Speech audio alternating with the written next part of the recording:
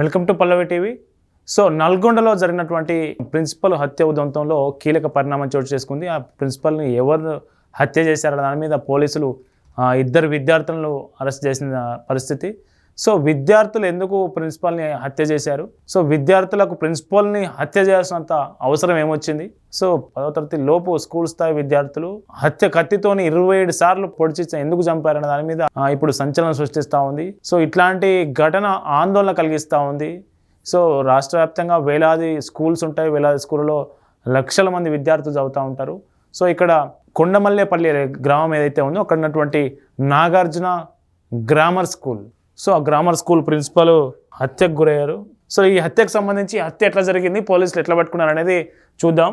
So ఇక్కడ కనిపిస్తున్న principal పేరు రూపారెడ్డి. సో ఈ ప్రిన్సిపల్ అంటే ఎట్లా ప్రిన్సిపల్ అయిందంటే, వీళ్ళకు ఏదైతే కొండమల్లిపల్లి గ్రామం ఉందో నాగార్జున గ్రామర్ స్కూల్ అని స్కూల్ పెట్టారు. స్కూల్ నిర్వాహకురాలు ఆమెనే, స్కూల్ ప్రిన్సిపల్ కూడా ఆమెనే. సో వీళ్ళకు మనకు గుర్రంగూడలో మంచి పెద్ద ఇల్లు ఉంది. వీళ్ళ అబ్బాయి బీటెక్ చదువుతూ ఉన్నాడు. వీళ్ళ ఆయన కూడా ఏదో business ఉన్నట్టున్నది.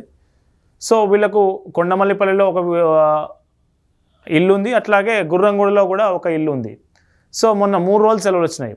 August 8, 9, 10. 8 second Saturday, 9 Sunday, 10 బోనాల హాలిడే ఇచ్చారు. సో ఈ 3 రోజులు సెలవు ఉన్నాయి కాబట్టి ఈ 3 రోజులు ఆమె హైదరాబాద్కి వచ్చింది. గుర్రంగూడలో ఉన్నటువంటి ఆ 3 రోజులు స్పెండ్ చేయడానికి హైదరాబాద్ వచ్చారు. 11వ తేదీన ఇంటికి వెళ్ళి మళ్ళీ కొండమల్లిపల్లి గ్రామంలో ఉన్నటువంటి విలేజ్కి వచ్చారు. సో విలేజ్లో ఇంటికి పోయారు. ఇంటికి పోతున్నప్పుడు సీసీటీవీ విజువల్స్ ఇవి. సో ఇంటికి పోయేసరికి ఇంట్లో ఆల్రెడీ ఇద్దరు ఉన్నారు. ఇద్దరు వెనక డోర్ నుంచి వచ్చి ఇంట్లోకి చొరబడ్డారు. ఈమె లోపలికి పోయింది. లోపలికి పోయిన తర్వాత బాత్రూంలో ఫ్రెష్ అప్ అయి బెడ్రూమ్లోకి పోయింది. వెనుక నుంచి వీళ్ళు ఇద్దరు విద్యార్థులు హుడీ వేసుకొని మాస్క్ పెట్టుకొని, సీసీ కెమెరాలు కనిపించకుండా హుడీ మాస్క్ పెట్టుకొని ఆమెను కత్తితో బెదిరించారు డబ్బులు ఇవ్వాలని. ఆమె మాస్క్ తీసే ప్రయత్నం చేసింది. ఒక అబ్బాయిది, ఒక విద్యార్థిది మాస్క్ తీసే ప్రయత్నం చేస్తే అప్పుడు అతని ఫేస్ కనిపించింది. ఫేస్ కనిపించగానే ఆ ఇద్దరు విద్యార్థులు వాళ్ళ స్కూల్లో చదువుతున్న విషయం ఆమెకు అర్థమైపోయింది. అరే, నా స్కూల్లో చదువుతున్న విద్యార్థులే నన్ను చంపడానికి కత్తి తీసుకొని వచ్చారు, నన్ను డబ్బులు ఇవ్వాలని బెదిరిస్తున్నారనే విషయం తెలిసిన తర్వాత ఆమె బాగా కేకలు పెట్టింది.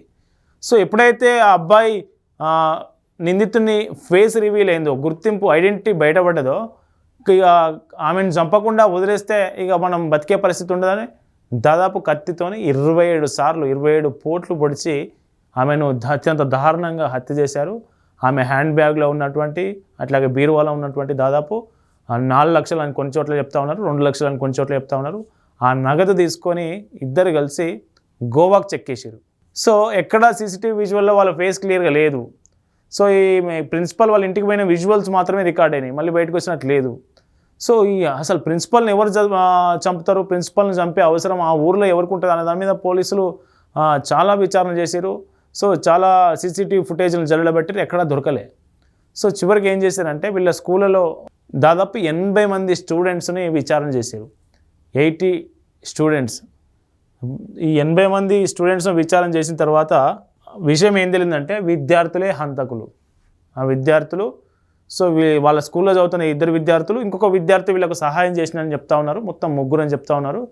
సో ఇద్దరు విద్యార్థులే హంతకులు అనేది పోలీసులు నిర్ధారించుకున్నారు. ఎట్లా నిర్ధారించుకున్నారంటే, సో వీళ్ళందరూ స్టూడెంట్స్ని విచారించేటప్పుడు ఆ స్టూడెంట్ మీ క్లాస్లో ఎవరు జల్సాలు బాగా చేస్తారు, ఎవరు గంజాయి తాగుతారు, ఎవరు ఇట్లాంటి వాటి ఎక్కువ చేస్తారు, ఎవరు ఎక్కువ డుమ్మాలు కొడతారు స్కూల్కి, ఎవరు ఎక్కువ సార్ చెప్పేది వినరు, ఇట్లాంటి అన్ని ప్రశ్నలు ఎత్తినప్పుడు అందరి వేలు ఆ ఇద్దరు వైపు చూపించినాయి స్కూల్లో. సో వెంటనే పోలీసులకు డౌట్ వచ్చింది. ఆ ఇద్దరు ఎక్కడున్నారని ట్రాక్ చేయడం మొదలుపెట్టారు.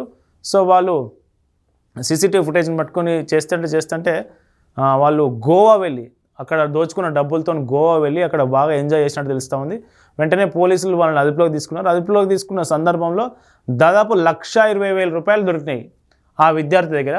ఆ 1,20,000 రూపాయలు స్వాధీనం చేసుకున్నప్పుడు ఆ నోట్లకు మరకలు ఉన్నాయి. ఏం మరకలు? ప్రిన్సిపల్ రూపారెడ్డిని హత్య చేసినప్పుడు మరకలు ఏదైతే ఉన్నాయో ఆ నోట్లకు మరకలు ఉన్నాయి. సో అప్పుడు ఈ మరకలు ఏంటి అన్నప్పుడు వాళ్ళు అసలు విషయం చెప్పారు. అప్పటిదాకా వాళ్ళు దొరికినప్పుడు కూడా మేము ఏం చేయలేదు, మేము స్కూల్లో పనిచేస్తాం అంతే, ఆ స్కూల్లో చదువుకోవడానికి పోతాం అంతే, మాకు ఏం తెలియదు అని చెప్పారు. వాళ్ళ దగ్గర డబ్బులు దొరకడం పోలీసులకు సందేహం కలిగించింది. డబ్బులు ఓపెన్ చేసి చూడగా వాటికి రక్తం మరకలున్నాయి.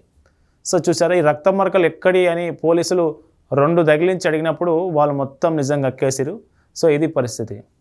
అంటే ఇక్కడ మనం ఆలోచించాల్సిన కీలక విషయం ఏంటంటే, వాళ్ళు దొంగతనం చేయడానికి అలవాటు పడ్డారు. ఎందుకు? జల్సాల కోసం. జల్సాలు, గంజాయి జల్సాలు. సో స్కూల్ స్థాయిలోనే గంజాయి ఈ జల్సా వాతావరణం ఎట్లా కబలిస్తూ ఉంది, అది ఎంతటి ప్రమాదాన్ని తీసుకొస్తూ ఉన్నది అనేది మన ప్రిన్సిపల్ రూపారెడ్డి హత్య విషయంలో మనం స్పష్టంగా అర్థం చేసుకోవచ్చు. సో ఒక ప్రిన్సిపల్ని చంపేంత హత్య చేసి డబ్బులు దోచుకునేంత అవసరం స్కూల్ పిల్లలకి ఎందుకు ఉంటుంది, ఎక్కడ ఉంటుంది అనేది చూడొచ్చు మనం. సో విద్యార్థి దశ ఎట్లా డైవర్ట్ అవుతూ ఉంది, అటు జల్సాల వైపు కావచ్చు, గంజాయి వైపు కావచ్చు. గ్రామ స్థాయిలో గంజాయి విపరీతంగా పాకుతూ ఉన్నది చాప కింద నీరులా. సో దీన్ని కనుక అరకట్టకపోతే సమాజం వేరే మార్గంలో పయనించే అవకాశం ఉంటుందనే ఆందోళన వ్యక్తం అవుతూ ఉన్నది. సో ఈ ఇద్దరు స్టూడెంట్సే ప్రిన్సిపల్ చంపిరన్న విషయం తెలిసిన తర్వాత ఆ స్కూల్లో చదువుకుంటున్న స్టూడెంట్స్, వాళ్ళ పేరెంట్స్, ఆ ఊర్లో మొత్తం ఊరంతా షాక్ తిన్న పరిస్థితి. సో ఇట్లాంటి పరిస్థితి ఎక్కడైనా ఉంటుందా అనే చర్చించుకుంటున్న దారుణం మనకు కొండమల్లేపల్లి గ్రామంలో ఉందని చెప్పవచ్చు. సో ప్రిన్సిపల్ రూపారెడ్డిని ఇద్దరు విద్యార్థులు గంజాయి జల్సాల కోసం చోరీ చేస్తూ ఆమెను అత్యంత దారుణంగా కత్తితో పొడిచి 27 సార్లు పొడిచి హత్య చేసిన ఈ ఉదంతం మీద మీరేమంటున్నారు? మీ అభిప్రాయం ఏంటి? కింద కామెంట్ చేయండి.